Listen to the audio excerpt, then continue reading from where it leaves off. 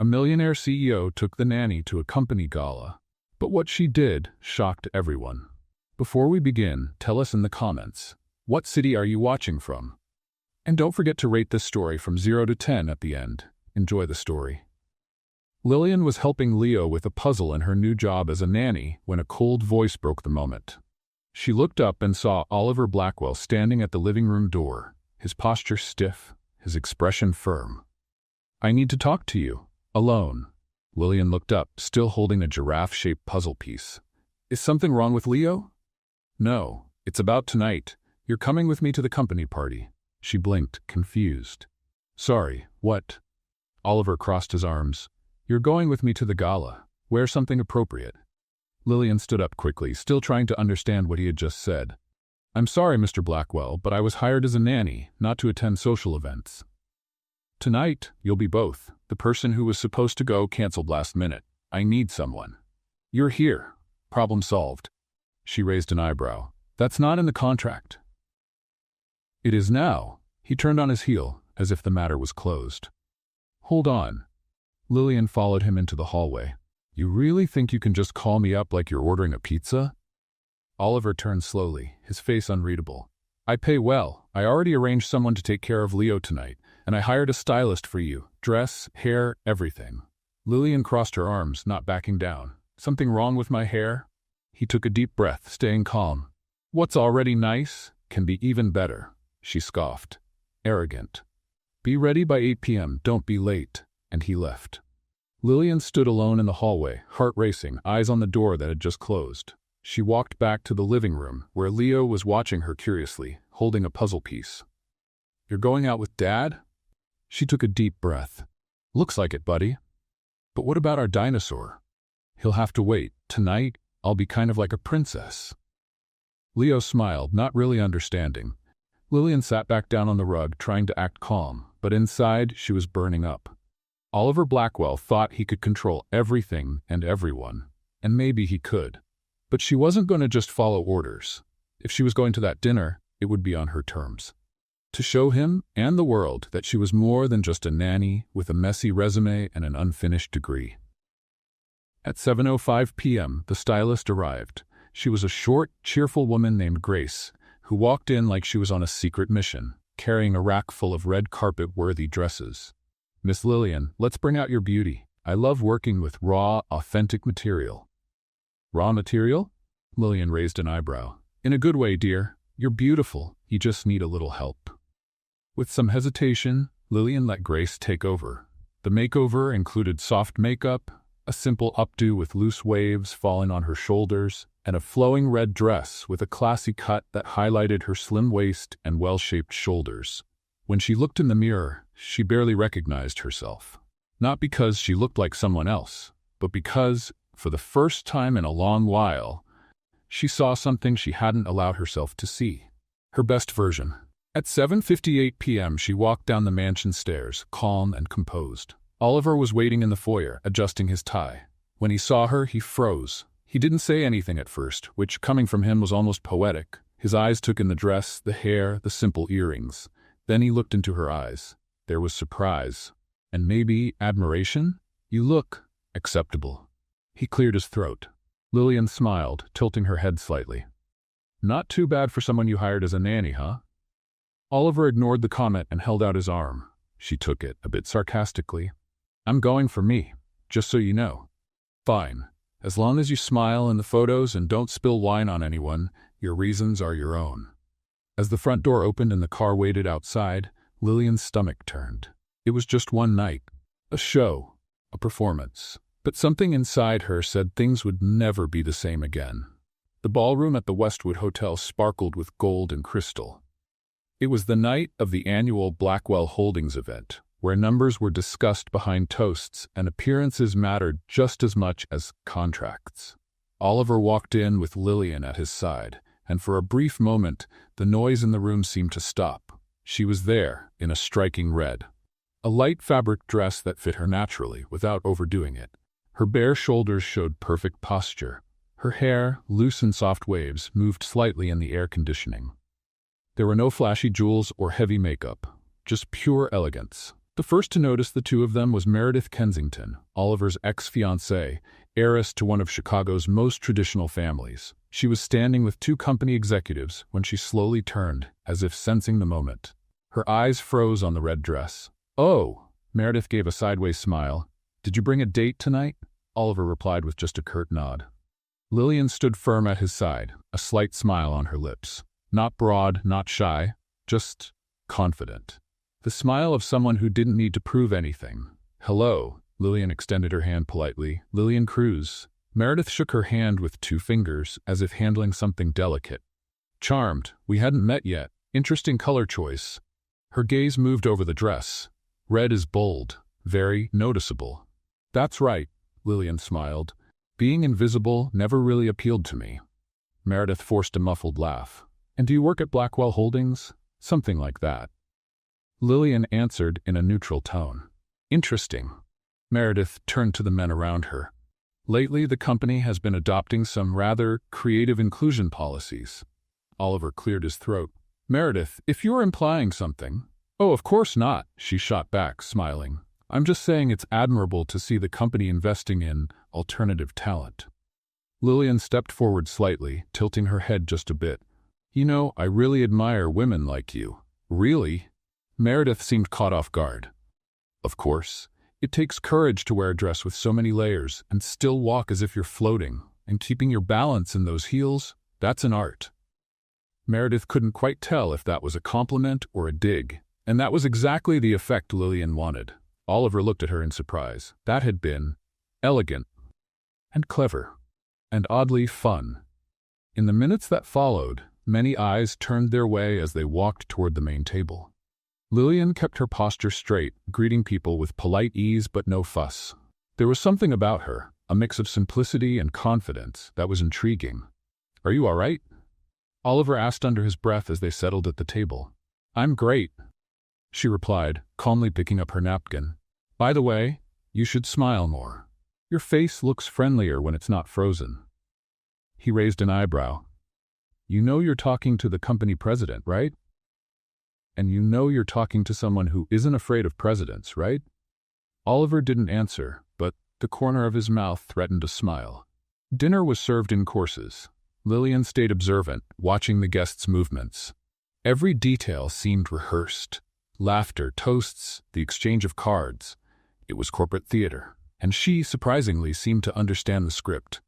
By the second glass of sparkling wine, Meredith reappeared, this time with an elegant gentleman at her side. "Oliver, dear," she said with a sparkle in her eye. "This is Mr. Beaumont, one of our French investors in green energy. He wanted to meet your guest." "Miss Cruz," the man extended his hand. "A pleasure. We were just saying how your presence has been notable." Lillian shook his hand firmly. "Very kind. It's a pleasure as well." "Do you work in development?" he asked. Oliver opened his mouth to correct him, but Lillian was quicker. "I've been following some of the company's social projects, especially those focused on accessibility.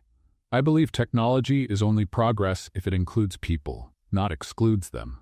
Beaumont looked at her with genuine interest. "Very well put." Meredith pursed her lips slightly. Lillian smiled. "In Paris, for example, there are community solar energy models that don't just supply power, but also train local residents to manage the systems. I'm not sure if you're familiar with the Les Lumières project data?" Beaumont looked visibly impressed. "Yes. Of course, it's one of our pilot projects." "I think it's fascinating. I read last quarter's report. The impact curve is promising." Oliver watched her, surprised. He had no idea she read reports. "Miss Cruz," Beaumont said, "would you be open to scheduling a meeting? I'd be curious to hear your ideas." Lillian nodded, still smiling. "I'd be happy to." When he walked away, Meredith stayed silent for a few seconds. "Wow," she finally said. "You really are full of surprises." "You learn fast when you pay attention," Lillian said. "And I pay close attention." Meredith forced a smile and stepped back, disappearing into the crowd. Oliver turned to Lillian, still processing what he had just seen. "Where did you learn about community energy?" "I haven't been a nanny my whole life, Mr. Blackwell. I had plans before I had to reinvent myself." "Reinvent? Surviving takes creativity." He stayed quiet for a few seconds. "You made a good impression." "I'm glad. I'm not here to make a bad one." Beaumont actually thought you were an executive. Maybe one day I will be. Who knows? Oliver held his wine glass, watching her carefully. What else do you know that you haven't shared? She looked at him with a spark in her eyes. That, you'll have to find out. The morning after the event, Oliver Blackwell couldn't focus on anything. The financial report from the Seattle branch? Ignored. A call from the legal director? Postponed. Even his usual strong black coffee tasted off. All because of a woman in a red dress who was supposed to be just his son's nanny. Lillian had disrupted the smooth, predictable world he took so much pride in managing. He found her in the backyard, sitting with Leo under a tree, drawing dinosaurs with colored chalk. Her hair was in a messy ponytail, she wore a loose blouse and jeans, but her presence was just like the night before. Steady, confident, focused. "We need to talk," Oliver said, cutting into the moment like a fire alarm. Lillian stood up slowly. "Is this about the dinner?" "It's about the reaction to the dinner." He glanced at Leo. "Can you give us a minute, champ?" Leo pouted but ran inside with a handful of chalk. "What is it?" Lillian crossed her arms. "Last night, you made quite an impression. A positive one. All the investors were talking. Some even thought you were a new executive. It helped the company's image. And mine too." She raised an eyebrow. "Are you thanking me?" "Not exactly." He ran a hand through his hair. "I'm offering something, a deal, that you keep pretending to be my girlfriend for the next 2 months. Lillian let out a short laugh. "You're kidding." "I'm serious. We've got a lot of important business and social events coming up. My reputation and the company's would benefit if I were seen with someone like you. Someone like me, smart, well-spoken, and already part of the act, by the way." She looked at him for a few seconds. "And what's in it for me?" "A generous bonus, and if you want, we can update your contract with new terms. So I'd have to dress like a magazine model, walk next to you smiling, and stay quiet when the rich folks in your world start talking nonsense? You're free to respond, as long as it's with class." "All right then." She stepped closer. "Here are my conditions. First, full autonomy with Leo. I take care of him my way. Second, I dress how I want, whether it's for a party or coffee in the park. Third, no orders outside of what we agree on. And fourth, there's more? There is. I get to decide when the act ends. If I feel it's time to stop before 2 months are up, that's it. No debate." Oliver hesitated for a moment, then he nodded. "Deal." "Great." She held out her hand. "We have ourselves a fake agreement." He shook it, and in that quick touch, something unspoken passed between them. In the weeks that followed, Lillian's presence in Oliver's life grew stronger, not just at business events. She was there when Leo refused to eat his vegetables, when the neighbor's dog got into the yard, even when the house alarm went off by mistake at 4 a.m. Oliver found out Lillian made up songs on the spot to get Leo to brush his teeth. That she danced around the kitchen when she thought no one was watching. That she read company reports just out of curiosity and left notes with suggestions that, to his surprise, actually made sense. "You know, this solves a problem our team hasn't been able to fix in 3 months," he said one evening, holding one of her notes. "It just takes a little common sense," she replied, sipping tea with bare feet up on the couch. "You all live in such a bubble, you forget how regular people think." "Did you just call me out of touch?" "Politely." Thanks, I think." They looked at each other for a moment. Then they laughed like old friends, which, clearly, they weren't yet. The agreement between them included dinners, business lunches, magazine photo shoots, and even a yacht trip with European shareholders. Lillian always dressed elegantly, in her own way, and stood out with her light and sharp sense of humor. She never tried to fit into that world, and that's exactly what made her shine in it. "Your girlfriend is fascinating," one of the investors said during a dinner. Oliver simply nodded, not sure how to respond. Later that night, while driving back with Lillian in the passenger seat, he said, "You got a lot of compliments. That's because I know when to smile and when to throw in a joke. The trick is making a provocation look like charm. You like to provoke, and you like to control, so we're even." But the real impact of Lillian's presence wasn't at the events, it was at home. Leo started to change. He used to be shy and quiet, but now he talked more, smiled more. He asked questions, drew nonstop, and every morning he waited for Lillian with excitement. One evening, Oliver came home early and found the two of them under a blanket, watching cartoons with popcorn scattered across the couch. Leo was asleep, his head resting on her lap. Oliver stood still, watching. Lillian made a quiet gesture, asking him not to wake the boy. He walked over and, almost without thinking, sat down beside her. They stayed there in silence for a few minutes, sharing the calm breath of a home finally at peace. "He's a lot happier," Oliver said softly. "He just needed real attention, time, patience, and someone who isn't always watching the clock." "Am I that someone who's always watching the clock?" "I didn't say that." She smiled.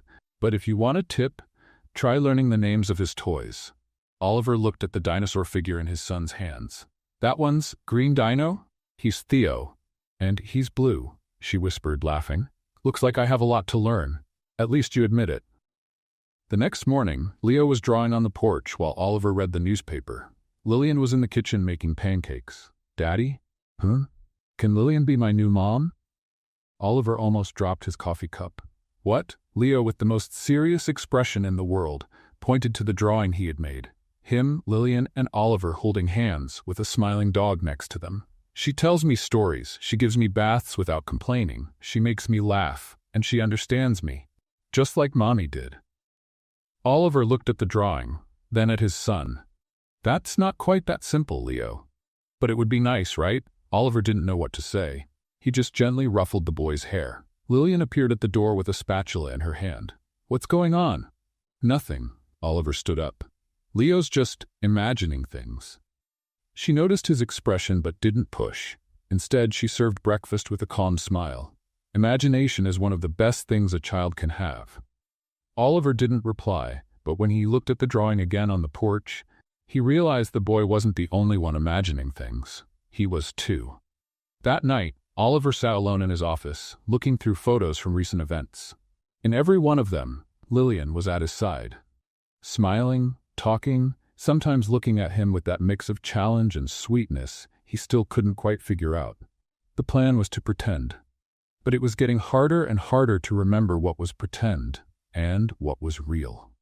The sky that Monday morning was overcast, like the weather knew something important was about to happen. Oliver was walking quickly through the halls of Blackwell Holdings, phone pressed to his ear, nerves on edge. He had appendicitis? Today? Oliver's voice came out somewhere between shock and panic. On the other end, his assistant tried to calm him. "Yes, sir. David is already at the hospital, but unfortunately, he won't be able to attend the Horizon Project presentation to the International Investor Board." Oliver hung up without replying. The meeting was in 1 hour, and the Horizon Project, a bold plan for urban restructuring with a social focus, was a risky bet. It needed more than just numbers. It needed meaning. And now, without David, their lead presenter, he had no spokesperson. He stepped into his office, unsure of what to do, and took a deep breath. That's when he heard footsteps behind him. "Is everything okay?" It was Lillian, carrying a folder with Leo's drawings from the night before. "No," Oliver replied plainly. "Our lead executive for Horizon is out, and this presentation could decide a $20 million investment." Lillian was silent for a moment. Then she placed the drawings on the desk, brushed her hair back, and said, "I can help. This isn't one of those moments where you offer to make tea, is it?" "No," she smiled, "but if you want, I can do that too. What I'm saying is, you showed me the reports. We've talked about this project many times, and what it's missing is exactly what I can offer. Which is humanity," she said it simply. "The numbers are good, but the story behind them needs to be told by someone who understands people." Oliver watched her for a few seconds. "You don't have experience giving presentations. And you don't have many options, remember?" He smiled. One of those involuntary smiles that slip out before logic can stop them. Half an hour later, the investors began entering the room. Big names, pressed ties, controlled smiles. These were the sharpest eyes in the sustainable urban development field. Oliver gave the introduction, brief and to the point. Then he handed the microphone to Lillian. She walked to the front of the room with the ease of someone who did it every day. She wore a beige blazer over a simple white blouse, and her hair was loose on her shoulders. "Good morning. My name is Lillian Cruz," she began. "I'm not an engineer or an architect or an economist, but I know exactly what it's like to grow up in a neighborhood where cracked sidewalks teach you to jump over holes before you even learn to read. The investors exchanged glances. This wasn't what they expected. The Horizon Project aims to turn forgotten neighborhoods into real communities, with street lighting, green spaces, accessibility. But more than that, it aims to bring dignity. She clicked the remote and a slide appeared showing a run-down park. This place was the backyard of my childhood, where mothers took turns chasing away rats, where kids ran around in worn-out sandals but smiled like they owned the world. Today, it's abandoned, and that's why Horizon matters, because it brings back possibilities, because it plants seeds in neglected ground. Oliver watched from the side of the room, silent, fascinated. She continued, "The project isn't just about renovating buildings. It's about building bridges between people and their rights, between children and their opportunities, and between companies and their real impact on society." At the end of the presentation, there was a brief silence. Then the French investor, the same one who had met Lillian at the party, raised his hand. "Miss Cruz, do you speak with such passion because you lived this?" "Yes," she answered firmly. "And that's why I believe numbers alone don't change reality. But people do." The room applauded. Oliver had never seen that happen in such a formal meeting. When it was over and the investors left talking among themselves, excited, Lillian turned to Oliver. "I think it worked." He just looked at her for a few seconds. "You didn't just save this presentation, you transformed it. I just told a real story. People miss that, you know?" "Miss you?" "No," she smiled. "The truth." Oliver was quiet for a few seconds. Then he just murmured, "Thank you. Always happy to help, as long as it's part of the deal, of course." They both laughed, and the mood between them grew lighter, almost warm. Later that same day, already at home, Lillian was picking up Leo's toys when she got an email titled, "Official Social Collaboration Proposal, Vita Plena Foundation." She clicked on it. It was an invitation to be the national spokesperson for a new education and community development program based in another city, Boston. The project was serious, well-structured, with support from universities and companies. The email praised her presentation earlier and said she'd been recommended by one of the investors present. Lillian sat in silence for a while. On the screen, the terms were clear: competitive salary, housing, visibility, and purpose. A lot of purpose. She closed the laptop slowly. Later that night, sitting with Leo on the sofa, he looked at her with sleepy eyes. "Did you save Daddy's job today?" "Maybe just a little bit." "Are you going to live here forever?" She swallowed hard. "I don't know, champ." "If you go away, what will happen to us?" She hugged him tightly, feeling her heart ache. "I don't know yet, but I promise nothing really important will change." Leo fell asleep in her arms, and Lillian stayed there, looking out the window while the city lights shone outside, like opportunities that were finally starting to appear. The day seemed just like any other at Blackwell Holdings. But up on that glass-walled 8th floor, with the air conditioner humming in the background, something had started to change. Oliver was sitting at his desk, staring at his laptop screen without really seeing it. The numbers in front of him made sense, but they no longer sparked the excitement they once did. All he could think about was Lillian. Or rather, what she had done, not just for the company, but for Leo, for him, and for herself. She walked into the room naturally, holding a mug of tea and a folder full of notes. No high heels, no tailored suit, just a simple, light dress and white sneakers. Still, she carried a confidence he quietly admired. "Were you waiting for me?" she asked casually. "Technically, yes." Oliver pointed to the folder. "I need your opinion on this new social project. The board wants to expand into the countryside, and I'd like to hear what you think." She sat down without hesitation. "Okay, where's the catch?" "There is no catch," he said, half smiling. "Just genuine curiosity. That's rare coming from you. I'm trying to get better. And I'm here to witness it." She smiled. They spent nearly an hour going through the documents, discussing ideas and exploring possibilities. The mood between them was easy, but there was something else in the air. Something unspoken, but felt with every glance they shared. During a quiet pause, Oliver turned his eyes toward the window.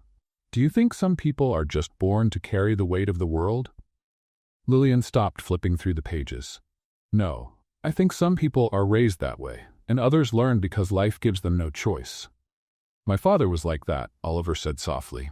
I grew up hearing that weakness wasn't an option, that every mistake meant failure. From a young age, everything was about goals, performance, perfection. I couldn't even mess up blowing out birthday candles. That sounds suffocating. It was. He sighed. I never got to choose what I wanted to be. Only what I was supposed to be, and even now, sometimes I find myself trying to please someone who's no longer around. Lillian looked at him gently. For the first time, he didn't seem like the cold, untouchable CEO everyone knew. He looked like a man tired of carrying his armor. And your mom? She asked. She died when I was 10. She was different, kind, patient. When she was gone, everything got tougher.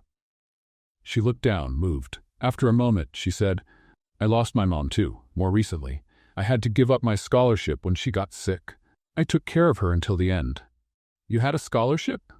Yes, psychology, State University. I was going to be the first in my family to graduate, but when the illness came, my sister was still little. Someone had to hold everything together. You took all that on by yourself? I did. I worked as a cashier, waitress, nanny. I did whatever I could, and I never looked back. Oliver stayed silent for a moment. The kind of silence that comes from understanding. You're stronger than you look, and you're more fragile than you let on, she replied softly. They looked at each other, this time with no walls, no jokes, no games. The connection between them, built through looks and sarcasm, now had deeper roots, shared pain, resilience. The fact that even though they came from different worlds, they both carried scars that shaped every step they took. Outside that bubble of honesty, someone else was watching, with different eyes. Meredith Kensington had been told by an assistant that Oliver's girlfriend had shown up at an official company event. And not just shown up, she spoke on behalf of the board and impressed investors. The discomfort was growing. Who is this woman? She asked her personal team. We're trying to gather more information. Her full name is Lillian Cruz. We have a previous address, records of her working as a nanny, caregiver, and store clerk, but very little in the official files. No college degree, just an old enrollment. State University, psychology. Dropped out a few years ago, no diploma. Meredith folded her fingers together, thinking, I want more. Everything you can find. Records, photos, old files, anything that could expose her.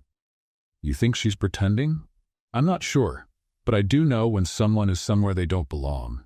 And if we don't find anything damaging, then we create a story. Sometimes, just planting the doubt is enough. The rest, society will take care of. Meredith stood and walked to the window of her penthouse.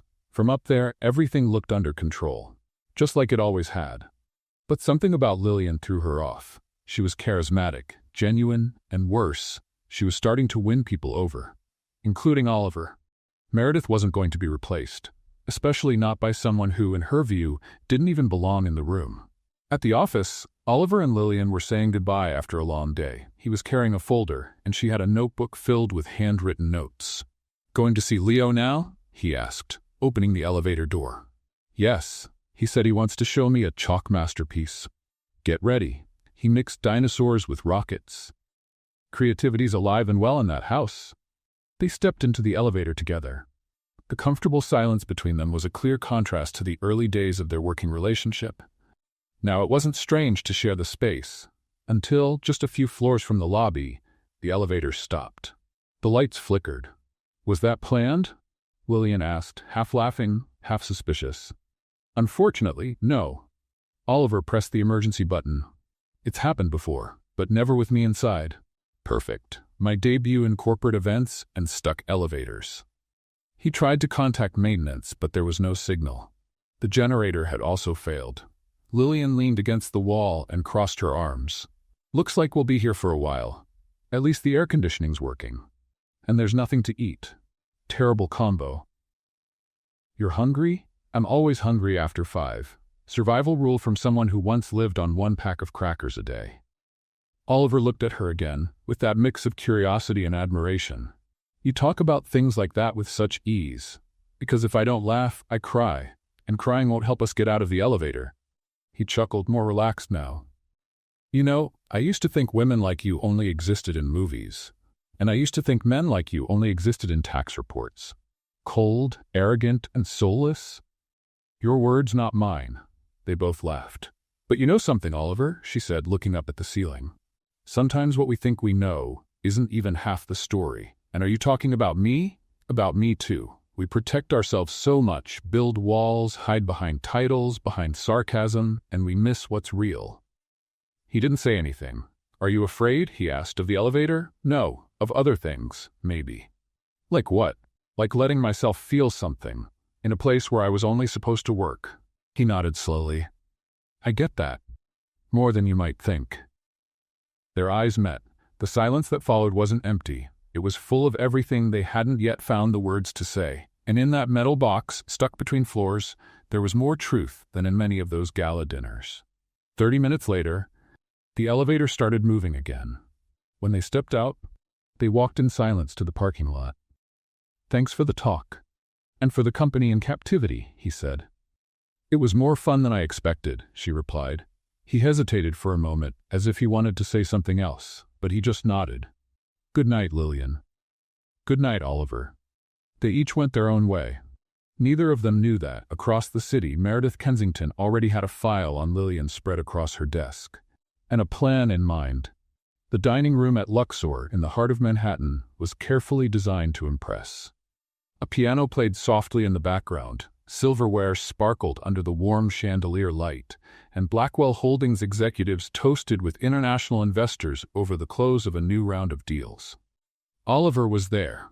Elegant, tense. He wasn't a fan of social events, but he knew this night mattered, and somehow he wished Lillian were there with him. But this time, she hadn't come. He hadn't invited her. He was still processing everything they'd been through. The elevator, the conversations, and all the things they hadn't said. That's when Meredith appeared, wearing a flawless navy blue dress and the same confident sparkle in her eyes. She approached easily and took the seat beside one of the key British investors. Mr. Wilkins, have you met Oliver's companion? Meredith said casually, swirling her glass. Oh yes, the man replied. The young woman who presented the Horizon project. Very sharp. I was impressed. Meredith smiled. She is impressive, isn't she? And to think, she's actually his son's nanny. The words hit the center of the table like lightning. A few people exchanged glances. One waiter froze for a second before continuing to pour the wine. Oliver stared at Meredith, stunned. She went on, as if commenting on the weather. Don't get me wrong. I admire the boldness. A nanny at the heart of strategic decision-making. It's modern, really. Though personally, I prefer professionals with proper qualifications. Meredith, Oliver started, but his voice faltered. Wilkins cleared his throat, clearly uncomfortable. She seemed well prepared to me, no matter what her current job title is. Of course, Meredith smiled. But maybe the board deserves to know who's really influencing the company's decisions, don't you think? The words hung in the air, and that was exactly when Lillian appeared. She had come to drop off a signed document at Oliver's assistant's request. She wore a simple, elegant dress, nothing flashy, but enough to make her stand out. When she walked in and saw all the eyes on her and Oliver's pale expression, she felt it. Something was wrong. Oh, what a coincidence, Meredith said loudly. We were just talking about you. Lillian stopped steady. I hope it was something useful. It always is, Meredith replied.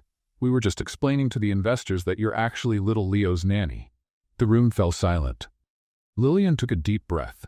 She didn't shrink back. She didn't flinch. She simply looked at each of their faces.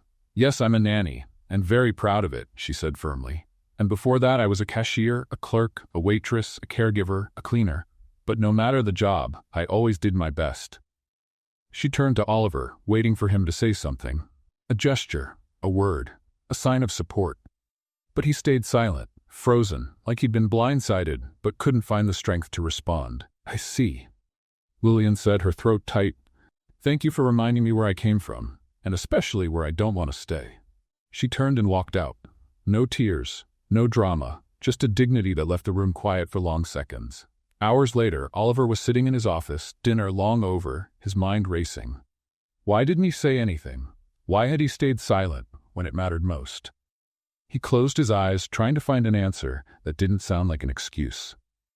That's when he noticed on the side table a craft paper folder with colored tabs. Project Portfolio, Lillian Cruz, the cover read.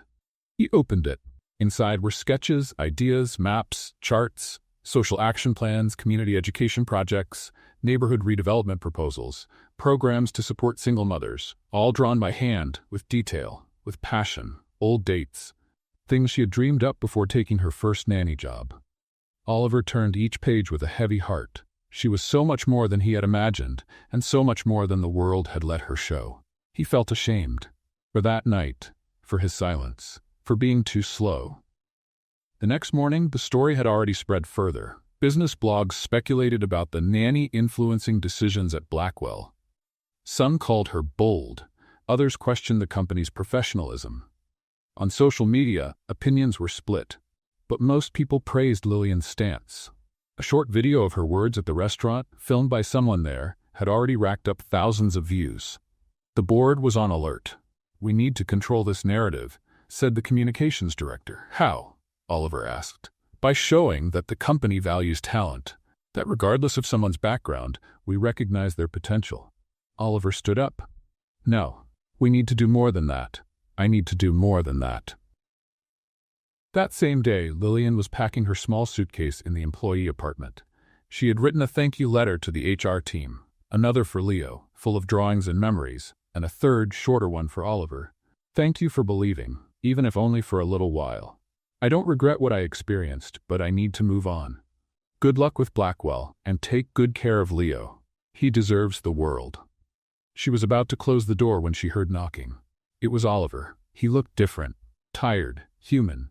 "You really caught me off guard yesterday," he said after a moment.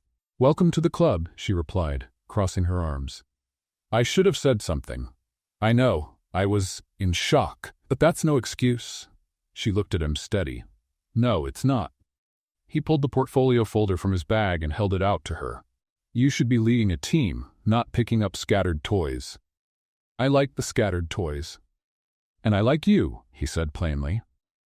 She raised her eyebrows, surprised. "You like a nanny? Are you sure you can handle what people will say?" "I like an intelligent, brave woman who stood up to a room full of powerful people with her head held high, and who even made me laugh when the elevator broke. That's what matters to me, Lillian, not what other people think." She took a deep breath. "You took too long to figure that out." "But I did figure it out, and I'm here now." "You know what's funny?" she said, picking up her suitcase. "You're telling me all this just when I got a job offer. In Boston. A social project. One I helped inspire without even meaning to." Oliver looked at her. "Are you going to say yes?" "I don't know yet." "What do I have to do to make you stay?" She looked him in the eyes. "Let me go, if that's what needs to happen." And in that moment, he understood that love, true love, doesn't hold on. It lets go. Oliver wasn't exactly sure what he was looking for when he got in his car that morning and drove to the address Lillian had left in the company's records. But something in his chest told him he needed to see her. Not just to apologize, but to understand who she really was. And maybe, for the first time, to understand who he really was. The scenery slowly began to change. The tall buildings gave way to simpler ones, small family-owned stores and streets where barefoot kids ran along the sidewalks. It was a modest neighborhood, but full of life. Colors, voices, smells, and stories. He parked the car and took a look around, unhurried. A group of kids played near a community school. A few women chatted in front of a bakery. And around the corner, he saw a modest building painted light blue, with a banner hanging over the entrance, Luz Viva Community Center. There, he saw a mural covered with children's drawings, thank you notes, and photos taped to the wall. In many of them, Lillian was smiling with other women and children, holding signs with phrases like, "Education changes lives," and "Together we're stronger." He walked up to the entrance and was greeted by an older woman with gray hair wearing a t-shirt with the center's logo. "Are you looking for someone?" she asked kindly. "Yes, I'm looking for Lillian Cruz," he said, feeling almost embarrassed. "Oh, Lillian." The woman's eyes lit up. "She helped start this place. I know she doesn't live here anymore, but I wanted to understand more about what she did." The woman invited him inside. For nearly an hour, Oliver spoke with local residents, volunteers, and Lillian's former co-workers. He heard how she had set up tutoring programs, organized fundraising sales to buy medicine, and helped single mothers with emotional and legal support. She had done all of it with no money, just determination and compassion. She taught math in the mornings, took care of the elderly in the afternoons, and still found time to bake bread to sell at night, said one neighbor. And she never stopped smiling. One time, the school had a gas leak. No one knew what to do. She's the one who called the fire department and led the evacuation. You'd never think she was just in her 20s, said another. Each story he heard was like a light turning on in Oliver's mind. He felt ashamed for reducing her to a role, a label, and at the same time deeply moved by discovering a woman so whole, so much more than he had ever imagined. Before leaving, he asked to visit the house where she had lived with her sister. They took him to a small 2-story home. Lillian's sister, Clara, was sitting on the porch studying with a notebook on her lap. She had the same bright eyes as her sister. "You must be Oliver," she said, straight to the point. He nodded, a bit surprised. "She talked about me?" "She did, a lot, but not all of it was praise." "I figured," he replied with a half-smile. "She cared about you, and that's what hurt the most, because she didn't expect you to protect her from the world. She just hoped you wouldn't be part of it when it turned against her." Oliver said nothing. "I made a lot of mistakes with her." "We can tell," Clara said, closing her notebook and standing up. "But if you came all the way out here, maybe there's still a chance to fix things." Back in the city, Oliver got home late in the afternoon. The first thing he saw was Leo, drawing alone in the living room. The boy looked up at him with big eyes and asked, simply, "Dad, where's Lillian?" Oliver knelt beside his son. "She had to go, buddy." "But why?" "I like her. She told me funny bedtime stories, and she taught me how to make a heart with my hands." He showed the gesture, his eyes welling up. Oliver hugged him. "I know, Leo. I like her too." "Then go get her," the boy said with total honesty. His father smiled, eyes full. Kids know things. 2 days later, Lillian received an unexpected message. Oliver was asking her to meet for coffee at the park where they used to take Leo in the evenings. She hesitated. Part of her wanted to see him again. Another part still hurt, humiliated, disappointed. But curiosity and her heart spoke louder. She arrived on time, wearing jeans, a simple blouse, and her hair in a loose bun. When she saw him sitting on the bench with a box in his lap, she took a deep breath. "I brought an apple pie from your favorite bakery," he said, standing up. "So, you've been digging into my life?" "Let's just say, I went looking for answers where I should have from the start." She sat down, keeping a bit of distance. "What do you want, Oliver?" He looked at her seriously. "I want to say I'm sorry for staying silent, for judging you, for treating you like less when you were more. Took you long enough. I know, but I'm here now, and I want to show you something." He handed her a slim folder. Inside was an official document, a project approved by Blackwell's board, an expansion proposal for the Luz Viva Center, fully funded by the company. "I took your portfolio to the board. I showed them who you are and what you can do," he said. "Not only did they approve it, they want you to lead it." Lillian looked at the papers, stunned. "Is this for real?" "Completely. You'll be the director of the new social impact program. Full independence, your own team, a brand new office. In New York? Anywhere you want." She took a deep breath. "This changes a lot of things." "I hope it does. But it doesn't change what happened between us." Oliver lowered his eyes. "I know, but I also know that you're the only person I want to share all of this with. Work, life, fears, and Leo misses you every day." She fought back the emotion. "I don't trust you anymore, Oliver." He nodded quietly. "But I want to trust you again," she said finally. "That's up to you." His eyes lit up with hope. "Then let me prove it. One day at a time." "Starting now?" "Starting now." He held out his hand. She looked at it for a second. Then, with a slight smile, she took it. Oliver's office was quiet that morning. The large windows let in the natural light, and the city skyline looked farther away than usual. On the desk was a single light brown envelope, marked with the name Lillian Cruz. He ran his fingers over the surface of the paper, hesitant. He had written that offer with help from legal, HR, even marketing, but it was more than just a job offer.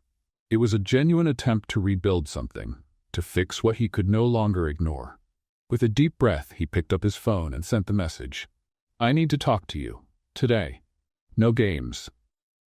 At the agreed time, Lillian entered the Blackwell building. this time as a guest. She wore a white button-up shirt with the sleeves rolled up and dark jeans. Her hair was pulled back in a simple bun, and she carried a leather folder under her arm. Upstairs, the receptionist greeted her with a hesitant smile. Everyone knew who she was now, and everyone was talking. Oliver stood waiting. When she walked in, he didn't smile or move too close. He respected her space. "Thanks for coming."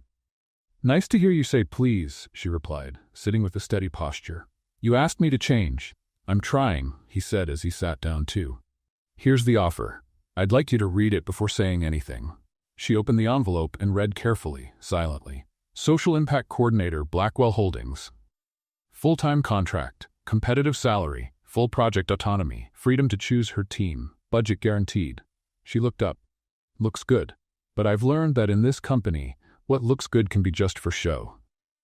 Not this time, it's real." "Then here are my terms."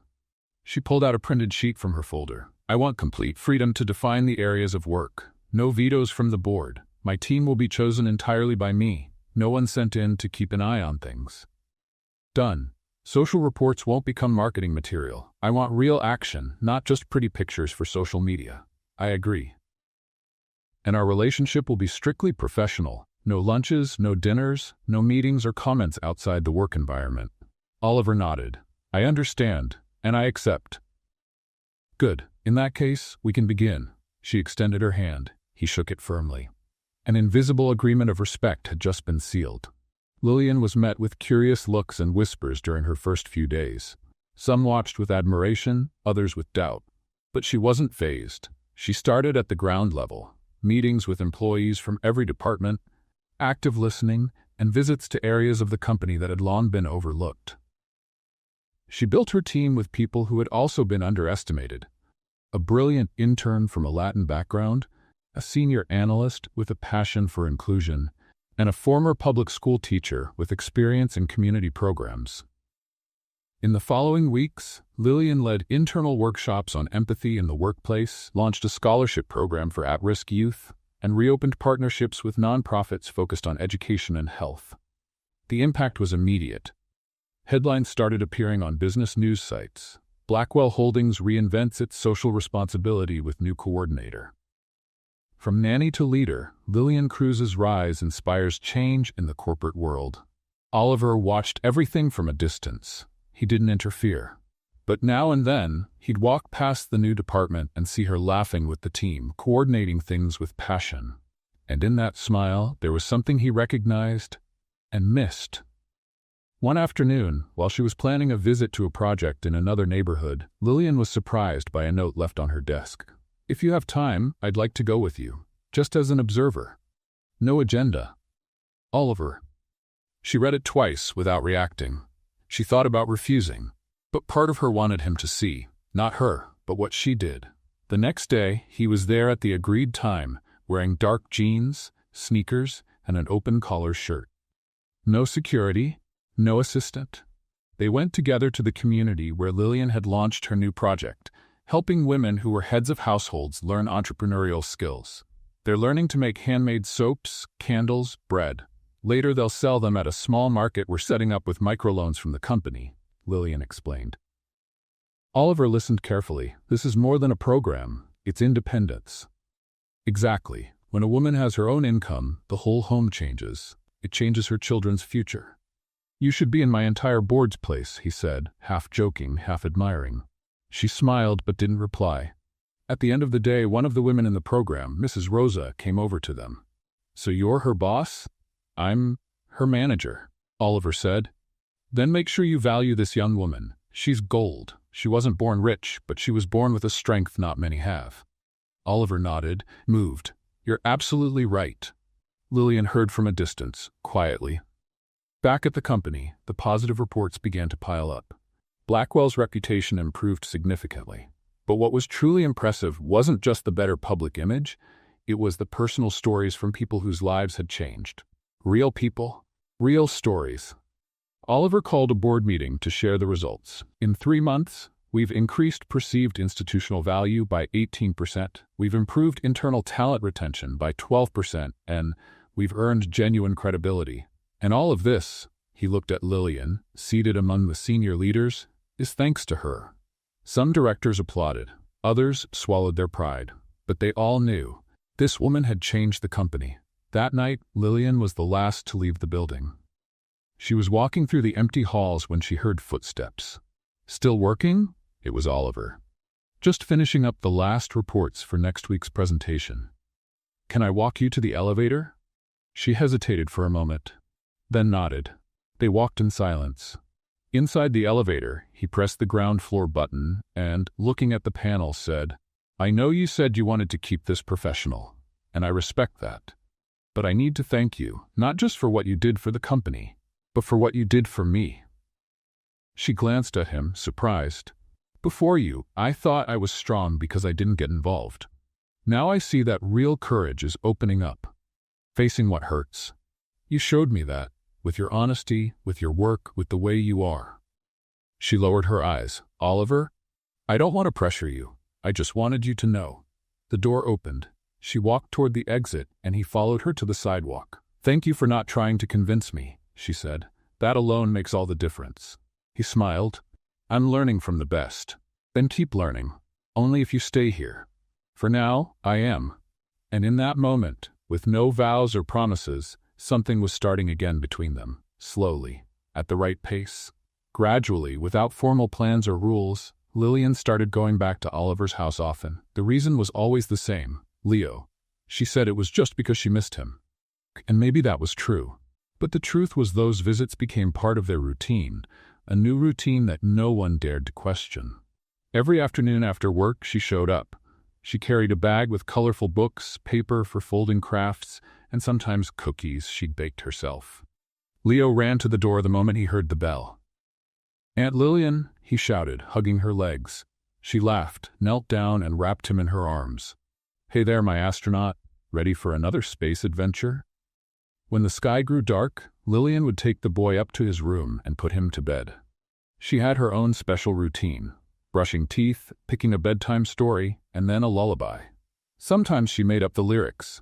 Other times, she sang an old tune her mother had taught her when she was little. Leo would fall asleep quickly, a smile on his face. Oliver, for his part, always watched from a distance. He never interrupted. He just observed, and felt something in his chest he still didn't know how to name. That Friday, the house was busier than usual. Blackwell was hosting a special dinner with international partners. It was a smaller event, but an important one, to strengthen relationships and introduce the company's new social initiatives. Lillian, as the impact coordinator, had been invited, officially, as part of the team. She arrived in a dark blue dress, elegant and modest, cinched at the waist with a thin belt. Her hair was pulled back in a loose bun, and she wore small earrings to complete the look. Nothing flashy, but when Oliver saw her, he was speechless for a moment. Good evening, she said as she approached. Is everything ready? It is now, he replied, offering his arm. May I? She hesitated, then took his arm. They walked in together. During dinner, Lillian was introduced to the international guests as the mind behind the initiatives that were reshaping both the image and the heart of Blackwell. She spoke clearly, with grace and ease. She explained how each project was built around the reality of the communities, how they included active listening, local autonomy, and long-term impact.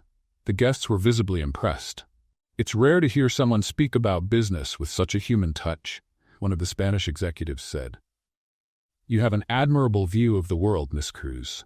Thank you, but the credit also goes to the team, and to a CEO who had the courage to listen. Oliver watched silently, captivated. After dinner, the guests began to say their goodbyes, one by one. Soon, only a few directors remained, and they soon left as well. Lillian stayed on the balcony, enjoying the light evening breeze. Oliver walked up holding 2 glasses. Sparkling water with lemon. I figured you'd prefer that over wine, he said, handing one to her. You guessed right, she replied, taking the glass with a small smile. They stood in silence for a moment, looking out at the city below. You were amazing tonight, he finally said. I just did my job. No, you brought to life what this company was always meant to be. She turned slightly to face him. You know, Oliver, you seem different too. In a good way, I hope. In a more genuine way. More approachable. And that's surprisingly comforting. He looked at her with a softness she hadn't seen in him before. And you helped me see what I'd been missing, he said quietly. Not just here, but in life. She looked away. Don't say that like that. Why not? Because it's hard not to believe you when you say it in that voice. Then believe me. Oliver, I'm in love with you, Lillian. Silence. Cars passed in the distance, their sound muffled. The breeze was still gentle. Lillian looked into his eyes, searching for any trace of a lie, a trick. But all she saw was truth. I don't know what to say. You don't have to say anything. He moved closer, taking his time. And when their faces were just inches apart, it was Lillian who closed the distance. The kiss was slow, sincere, full of discovery and relief. Not rushed, not forced. It felt like they had finally found what they'd both been avoiding. When they pulled apart, she still had her eyes closed, as if wanting to hold on to that moment for just one more second. That wasn't in our agreement, she murmured, smiling. Then I think we need a new contract, he replied, resting his forehead gently against hers. The next morning, Leo was running around the living room with a wide grin. Oliver watched him, amused. Already, astronaut? Yep, but what are we doing again? A special mission. Are you in? Always. They got into the car, and Leo held a colorful handmade envelope. You think she'll like it? I'm sure of it, Oliver said, starting the engine. In the trunk there was a small gift wrapped in red paper. It was the start of a plan Oliver had been working on for days. A special weekend for Leo and for Lillian. Something just for the three of them, finally together.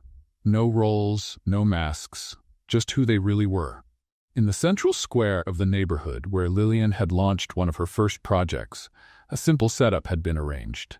Colorful tents, craft booths, cultural performances, and a small wooden stage surrounded by flowers. It was the first community day, an event organized by Lillian and her team to celebrate the progress of the social projects supported by Blackwell.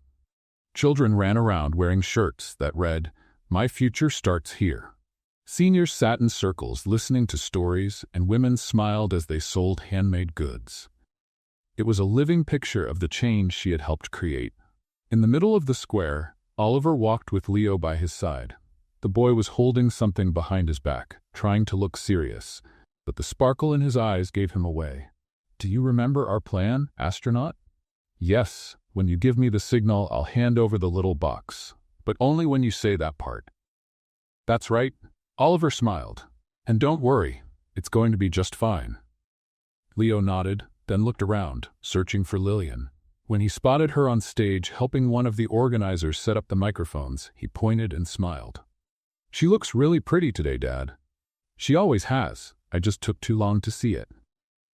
The event opened with simple presentations, testimonies from project participants, music, and heartfelt speeches.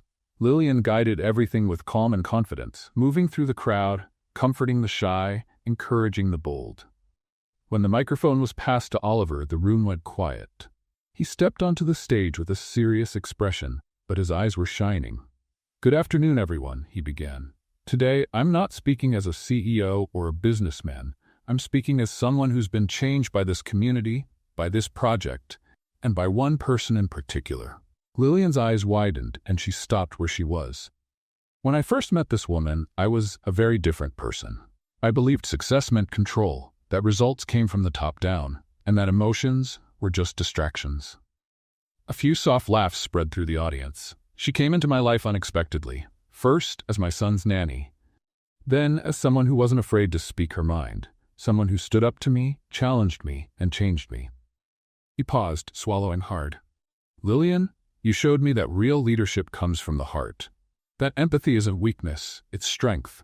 That taking care of others is what really matters. He took a deep breath and looked at Leo, who got the signal. The boy walked up to the stage holding a small blue box. All eyes followed him, charmed. Dad, Leo said, handing him the box with a big smile. Is it time? It is. Oliver knelt on the stage. The entire crowd went silent. Lillian Cruz, he opened the box. Revealing a pair of simple, elegant rings. Would you change the rest of my life by saying yes? Lillian covered her mouth. Tears were already streaming down her cheeks. Her eyes were wide and her breathing short. Oliver, I love you, and I want to build a life with you. A real life, with Leo, with our flaws, with everything we are and everything we could be. She started to laugh through the tears. This is absolutely unexpected. I know, but it's also absolutely real. You did all this? She motioned to the setup, the event, the stage, with help from the amazing team you built. And Leo knew? He rehearsed with me. What if I had said no? Then we'd have to come up with a very sad alternate ending, he replied, making the crowd laugh. She slowly stepped down the stairs, walking up to him on the stage. She stood in front of Oliver, still on one knee, and held out her hand. You're crazy. A little, and very stubborn. Definitely. And still I say yes.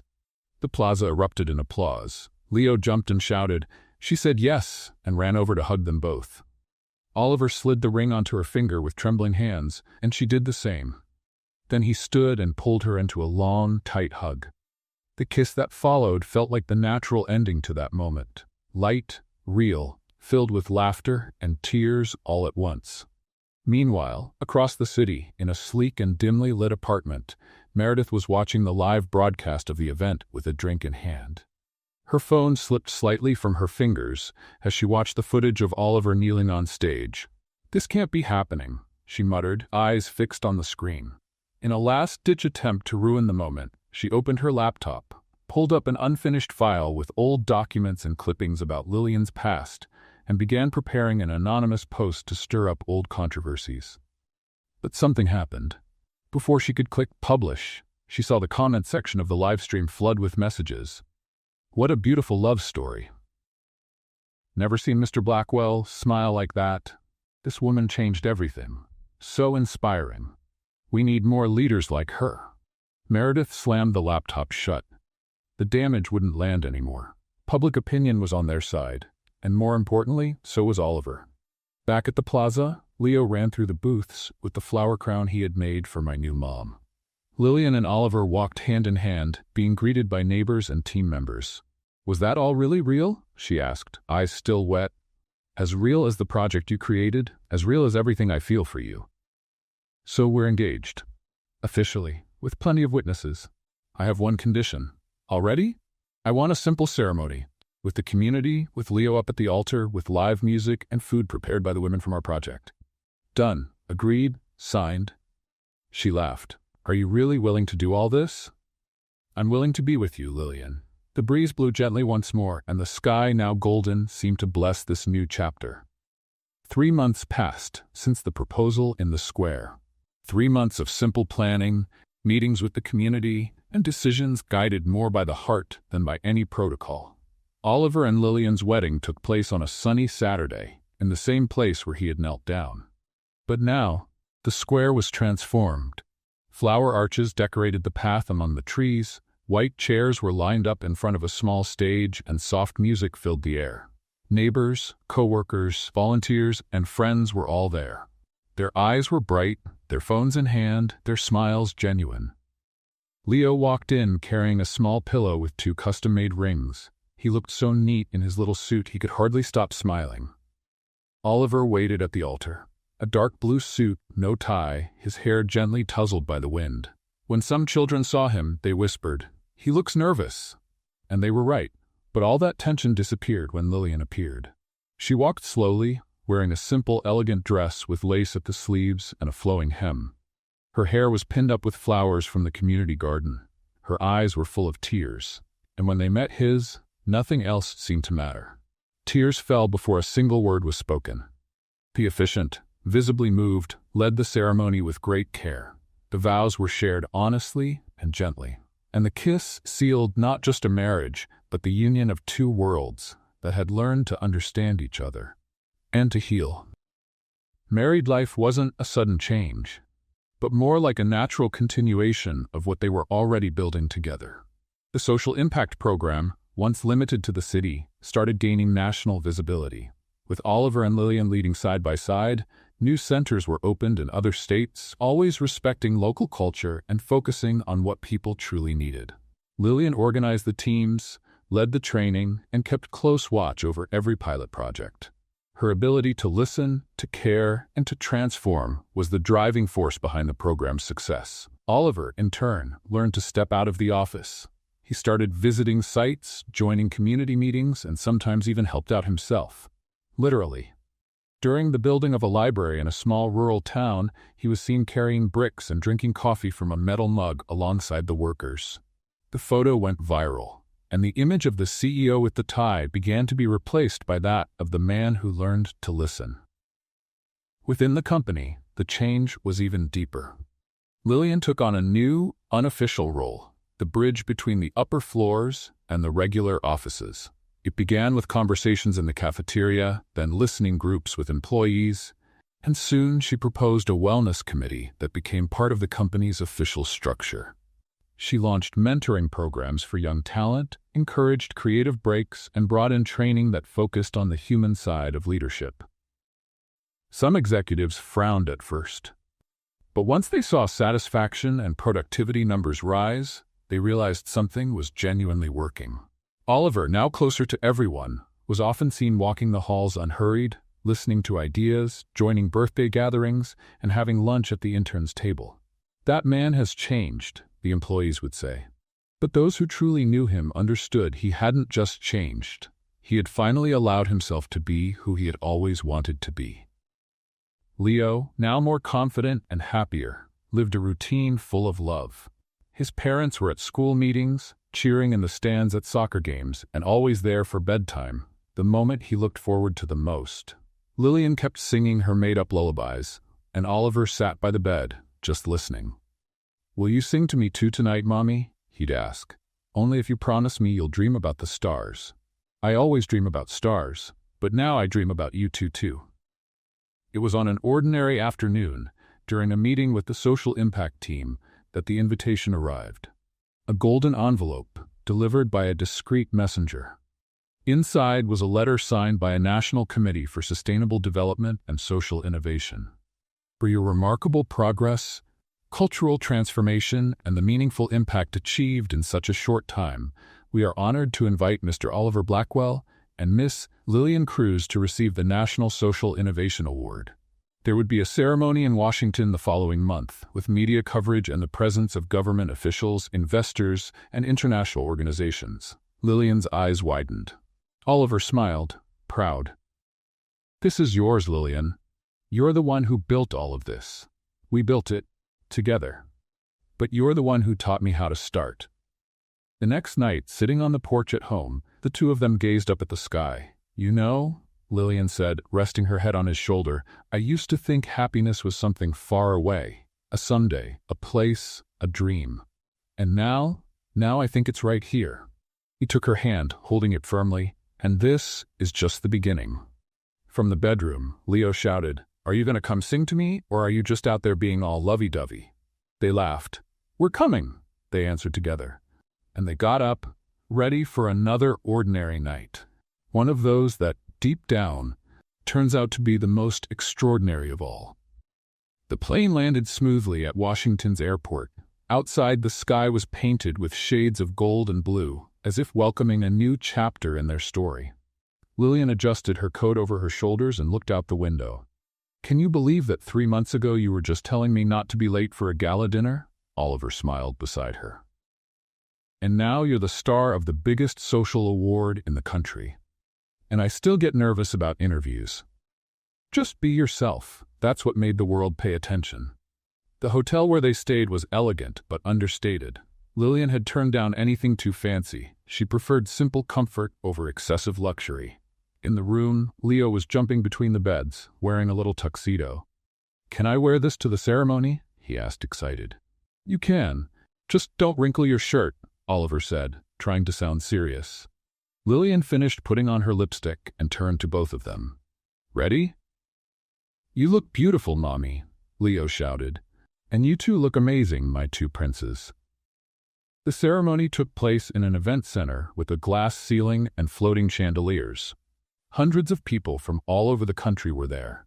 Community leaders, business owners, educators, and journalists. When the winners of the National Social Innovation Award were announced, the names Lillian Cruz and Oliver Blackwell echoed through the applause.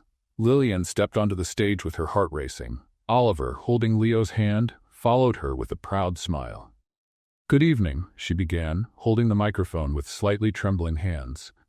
"If someone had told me a year ago that I'd be here tonight, I would have laughed, and maybe cried too. A few soft laughs came from the audience. This story didn't begin in a think tank or a strategy room. It began with a short message, an unexpected offer, and a CEO, she looked at Oliver with a playful smile, who was a little too bossy. More laughter. But above all, it started with a challenge, proving that social impact isn't charity. It's vision. It's smart planning. It's a real commitment to the people who build this country every single day. Oliver took the microphone for a moment, and sometimes, to start a revolution, all you really need is to listen to someone you never thought you would. After the award ceremony, the two were invited to a live interview on the event's official channel. The host, smiling, ended with one final question, her eyes full of curiosity. "Oliver, Lillian, how did the two of you meet?" They looked at each other and burst out laughing. "That's a good one," Lillian said. "Want to start?" Oliver asked. "Better if you tell it. I'll add the funny parts after." Oliver looked at the camera. "It all started when my assistant said I needed a new nanny, and he thought it would be a good idea to invite me to a gala dinner, just to impress some partners. I didn't have a better option at the time." "Thanks," she replied, laughing. She accepted, reluctantly, and showed up in a red dress that stopped the whole party. Then someone mistook me for an executive. His ex-fiancée humiliated me in public. I didn't defend her. Big mistake. Huge. But from that moment on, I really started to see her. And then he offered me a contract to pretend we were dating. For 2 months. They ended up married, the host added, smiling. "Sometimes, love shows up disguised as a temporary contract," Lillian said, her eyes calm. "But what's real stays," Oliver added. The host ended with a smile, thanking them for a story that was now inspiring the whole country. That same night, in the event's ballroom, the last song began to play. Soft lights filled the space, and a string quartet played an instrumental version of "Can't Help Falling in Love." Oliver held out his hand to Lillian. "May I have this dance?" "With pleasure." The two of them danced together, smiling and exchanging gentle looks, as if time had slowed down just for that moment. Leo ran up to them, climbed onto his father's feet, and held Lillian's hand. "Can I dance with you too?" "Can he?" Lillian asked. "This dance is yours too, astronaut," Oliver said, wrapping him in a hug. And the three of them danced together, slowly, in the center of a warmly lit room. No camera flashes, no rush, no script, just them, a family. And as they turned gently to the rhythm of the music, Lillian whispered, "This wasn't anything like I imagined." "Me neither," Oliver replied, "but it turned out better, much better." Standing quietly at the entrance, watching from a distance, the same journalist from the interview jotted down one final note in her notebook. "Sometimes, love shows up disguised as a temporary contract. But what's real always stays." What did you think of Lillian and Oliver's story? Share your thoughts in the comments. Rate this story from 0 to 10. What score would you give it? Don't forget to subscribe to the channel and turn on notifications to catch all of our stories, and be sure to check out more inspiring stories by clicking here on the final screen.